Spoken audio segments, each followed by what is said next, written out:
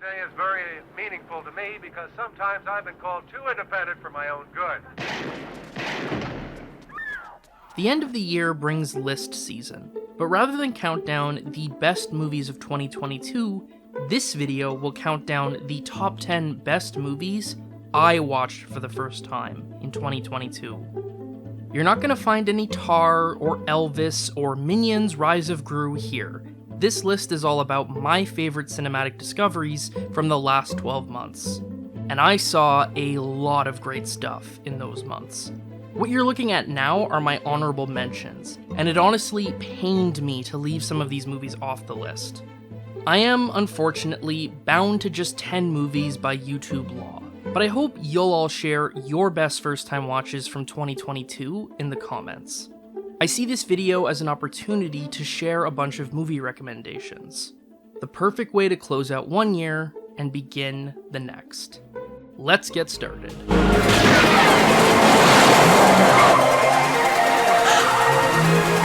Number 10, Wings of Desire.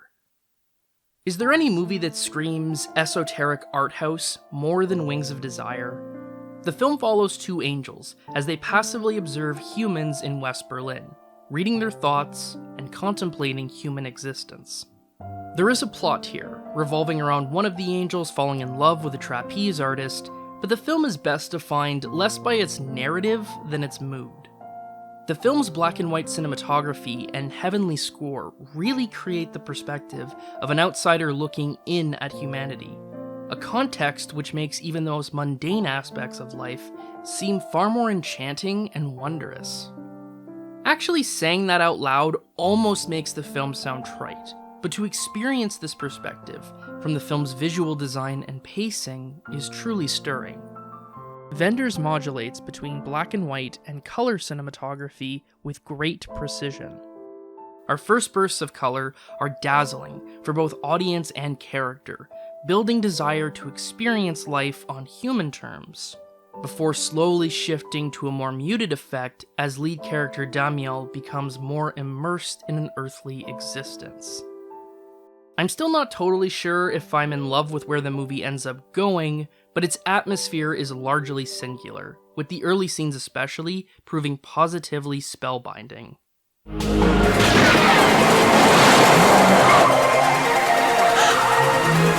Number 9. Quo Vadis, Ida.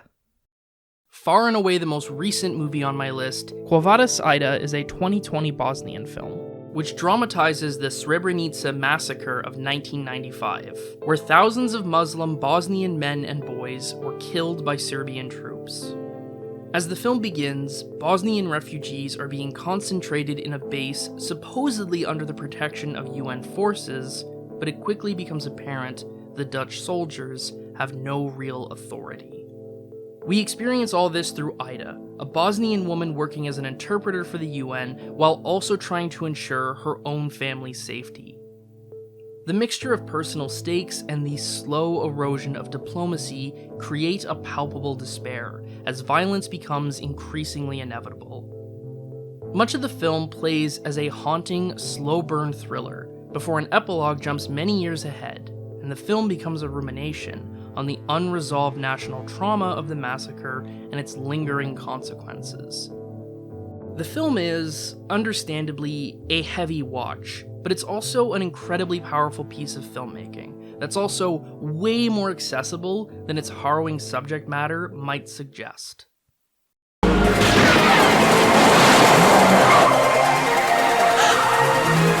Number 8. All About My Mother. If 2022 taught me anything, it's that I really need to seek out more Pedro Almodovar movies. I caught up with Parallel Mothers just before the Oscars, and it immediately proved a favorite of the nominees across all categories.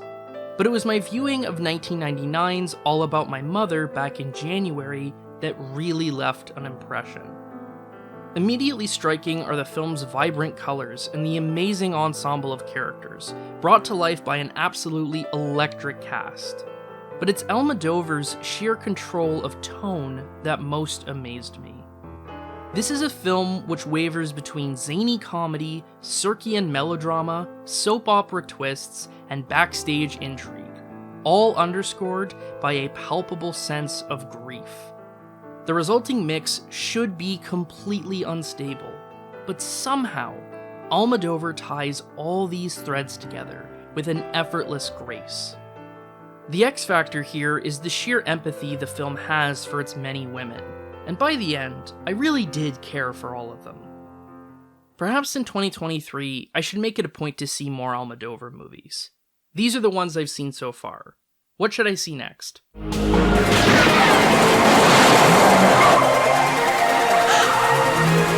Number 7. Mephisto.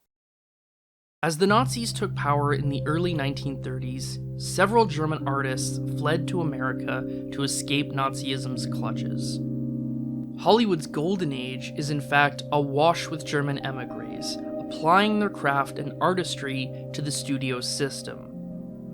But there are also those who stayed in Germany, complying with the demands of the Nazi Party and twisting their art into hollow propaganda to support the regime. Mephisto tells the story of one such artist. Hendrik Hofgen is a struggling theater actor who finally breaks out to success just as the Nazis seize control of the country. Rather than protest or escape, as many of his comrades do, Hendrik gives in and becomes a willing collaborator of the Third Reich. Not coincidentally, Hendrik's breakthrough role is in Dr. Faustus, but despite playing the powerful and all-knowing Mephisto, he's really Faust, a hapless dupe who loses everything to an obvious evil in pursuing his own ambitions. The drama of the story comes in seeing Hendrik's values crumble, as the evil he has accepted into himself slowly hollows out his soul. Most of the film adheres to a realist style, but there are flashes of impressionistic imagery that convey the sheer weight of moral decay at both a personal and national level. Klaus Maria Branda conveys this rot with cutting power, and the film culminates with an abrupt ending whose power has only risen for me with time.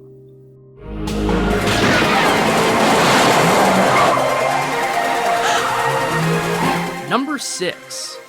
Ivan's Childhood. Prior to last year, my exposure to Andrei Tarkovsky was incredibly limited and unfulfilling. So in 2022, I decided it time to start fresh and begin going through his films in chronological order. This would eventually result in a massive reevaluation of Andrei Rublev, but before I got to Tarkovsky's medieval epic, I had to tackle Ivan's Childhood.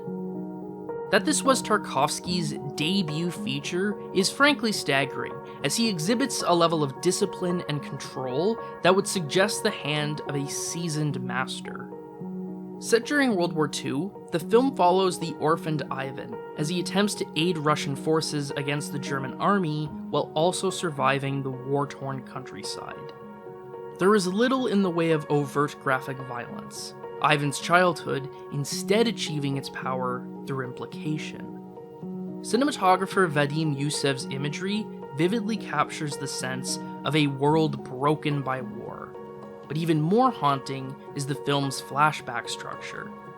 Ivan's childhood does not simply demonstrate the loss of innocence, but how the mere memories of innocence are forever tainted in light of such profound suffering.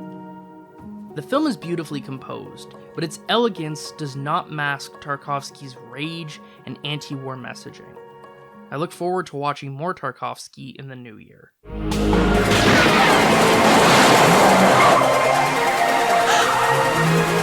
Number 5.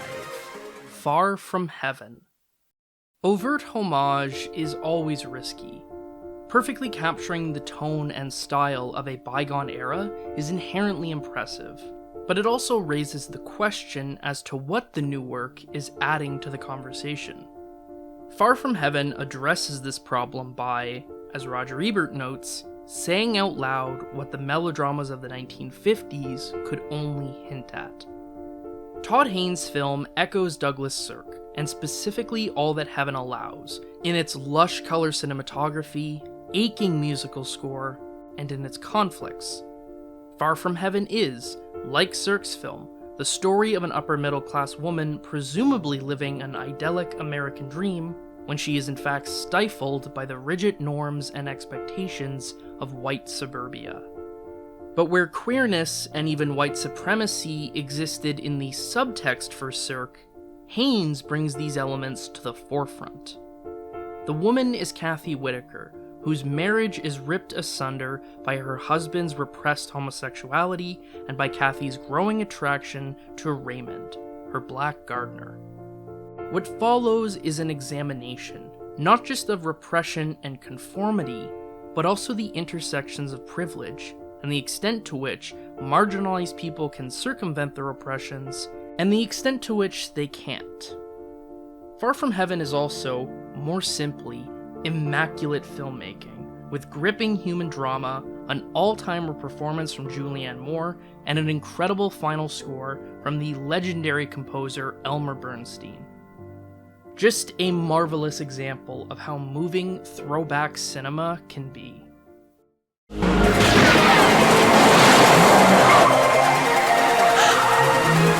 Number 4. So fun fact, when I was researching for The Film Bro is Dead, one of the lists of Film Bro movies I came across had several dozen films, and I'd seen all of them but one. Natural Born Killers. Months later, I finally caught up with Oliver Stone's Violent Odyssey, and I loved it. So maybe the Film Bro lives after all, and I am that Film Bro. Anyway, I can definitely see why a lot of people hate this movie. Natural Born Killers is relentlessly violent, upsetting, and satirizes the media's fixation with serial killers with all the subtlety of a shotgun blast. But I also can't deny that Stone's filmmaking had me hooked. At the most basic level, I simply found the film an exhilarating watch, with Stone's indulgent deviations in style and aggressive editing consistently thrilling. Then there's the film's cast, a murderer's row of excellent actors and personalities, anchored by two ferocious turns from Woody Harrelson and Juliette Lewis. Then there's the interest in seeing the classic lovers on the run crime spree storyline translated to the postmodern irony of the 90s. But I think the defining layer that really makes Natural Born Killers special is the way in which its frequent shifts in aesthetics, style, and format exhibit a cross-media approach. Beneath the satire of the celebritization of serial killers and violent criminals is a more complex exploration of the ways in which we use media and the expectations of genre to make sense of our own lives. The movie also makes great use of Nine Inch Nails, and that goes a long way with me.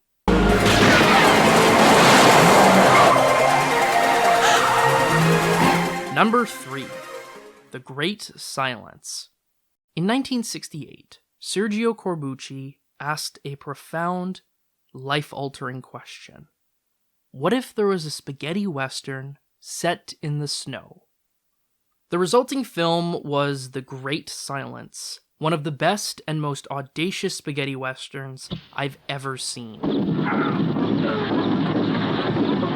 The wintry mountain landscape really does a lot to distinguish the film within a subgenre dominated by arid deserts and open fields, something Corbucci really relishes in. There's a pronounced struggle against the elements that undercuts much of the action, while the pure white snow and howling winds imbibe a unique atmosphere. Unique is perhaps the key word that describes The Great Silence, as so much of it is atypical, both within its genre and more broadly. The film's lead is not a tough guy like Franco Nero or an American cowboy like Clint Eastwood or Charles Bronson, but art house superstar Jean-Louis Trintignant. The film's action scenes are less grand clashes of good and evil, but more these peculiar bursts of cruel violence. That at the core of the movie is a tender romance between a white man and a black woman, and that the racial dynamics of this relationship are important without being all-defining. And yet, for all the film's narrative and stylistic shifts, The Great Silence still wholeheartedly embraces the anti-authority values of the spaghetti western, concluding with a final scene which frankly made my jaw drop. Also, like the best spaghetti westerns, The Great Silence has an absolutely delicious Ennio Morricone score. The film is quite simply one of the coolest movies I saw all year, and I'm already itching for a revisit.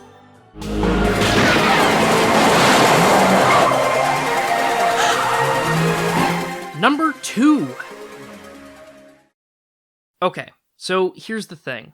One of my cinematic priorities throughout 2022 was to finally finish the Ingmar Bergman Cinema box set from Criterion. Doing so involved watching many a great Bergman movie for the first time. Had I made this list without any constraints, there's a decent chance up to 50% of the entries would have been occupied by old Uncle Ingmar. For the sake of variety, though, I thought it'd be better to limit myself to just one. But at the same time, I'd be remiss if I didn't give some of these other films some sort of honorable mention, especially given what a prominent fixture Bergman was to my movie viewing throughout the year. So, I present to you my list within a list, the top 10 Ingmar Bergman movies I watched for the first time in 2022. Number 10, After the Rehearsal. Number 9, The Magic Flute. Number 8, From the Life of the Marionettes. Number 7, The Rite. Number 6, Saraband, a poignant and dignified conclusion for one of the cinema's greatest artists. Number 5, Hour of the Wolf. Number 4, Scenes from a Marriage. Number 3, The Silence. I had the most pretentious reaction possible to this one, which is to say, I didn't fully get it, but I loved it. Number 2, Shame.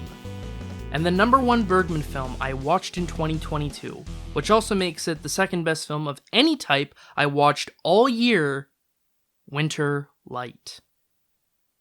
It's perhaps surprising that of all the Bergman movies I watched over the last 12 months, Winter Light would emerge as my favorite.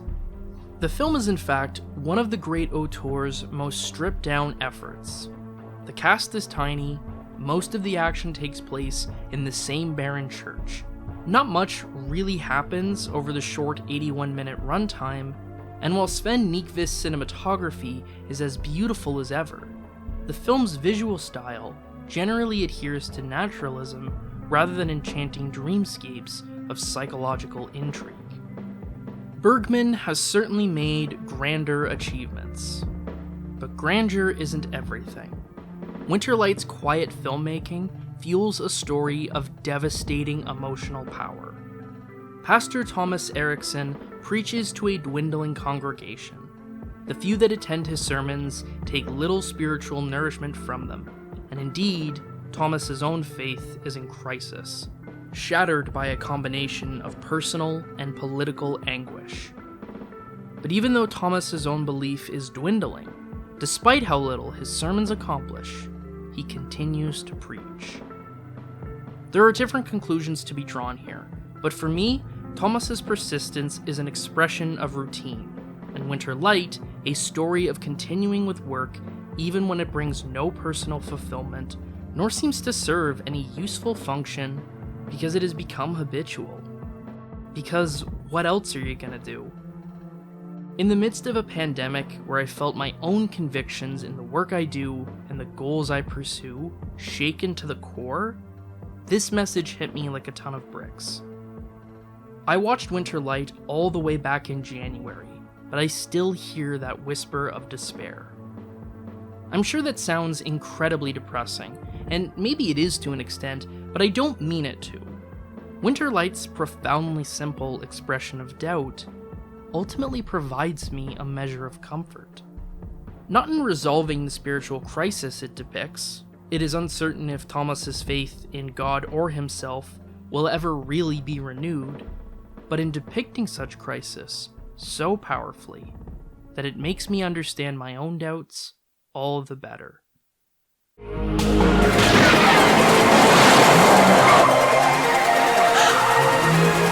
Number 1. The Human Condition Trilogy. This year for my birthday, I woke early, poured myself a cup of coffee, sat on my couch, and popped in my Blu-ray for the Human Condition Trilogy 1, No Greater Love, the first part of Masaki Kobayashi's gargantuan 9.5-hour epic that has long been the white whale of my cinephilia. I wasn't entirely sure how the day would proceed, but I ended up putting on middle chapter Road to Eternity immediately after finishing the first, and almost certainly would have watched all 3 films that day had I not also bought tickets to see Amadeus in theaters that evening. But the very next morning, I concluded Kaiji's journey with A Soldier's Prayer. I lay out my viewing experience to demonstrate how completely absorbing Kobayashi's trilogy is. Despite its mammoth runtime, and a title which suggests a ponderous rumination of esoteric questions, the Human Condition trilogy is in fact an enthralling watch. Epic dramas of profound transformation set against the backdrop of World War II and Japan's conflict against the Soviet Union. Our protagonist is Kaiji, a young idealist who strives to maintain his humanity and sense of ethics amidst the violence of war, first as a labor chief in a POW camp, then as a soldier, then finally as a refugee. It is in this journey of change that the Human Condition trilogy finds its greatest power. Though the film has its share of battles and violent skirmishes, these are marked by an impending doom and fatalism more than they are any sense of spectacle. The real epic quality of this trilogy is Kaiji's complex growth. In watching this naive optimist struggle in light of the world's harshness, and the compromises he is forced to make. Outcomes are not always the most pleasant, and in fact these films have a knack for following every victory, big or small, with a swift and brutal defeat. But through every hardship, there is also an enduring sense of humanism, with even the darkest chapters still touched by some manner of kindness. Kobayashi had spent the 50s honing his craft, but with this adaptation of Junpei Gomakawa's ambitious anti-war novel, he fully emerged as one of Japan's leading directors. From its imagery to its set pieces to its control of tone, it's clear we're watching a master at work. That Kobayashi's favorite actor, Tetsuya Nakata, is also giving the performance of a lifetime as Kaiji, that also helps. And if you're still intimidated by the runtime, don't worry. The 3 films of the Human Condition trilogy are all distinct from each other, even if they do add up to one greater story, and each is also split by an intermission. It's easy to divide viewing into 3 or even 6 evenings if you're pressed for time. Just know that there is a very good chance you'll watch much more in one sitting than you initially anticipate, as the storytelling really is that good. And that's my list. If you enjoyed it, I'd encourage you to check out my Patreon, where I upload similarly themed top 5 videos every month. As a New Year's special, and as a counterpoint to this list, January's Patreon exclusive counts down the top 10 worst movies I watched for the first time in 2022. And boy oh boy, even excluding all the films from the DVD dumpster dive, I had no shortage of movies to consider. Typically, these videos are reserved for my $5 patrons, but as a belated Christmas gift, all patrons will have access. Happy New Year, everyone!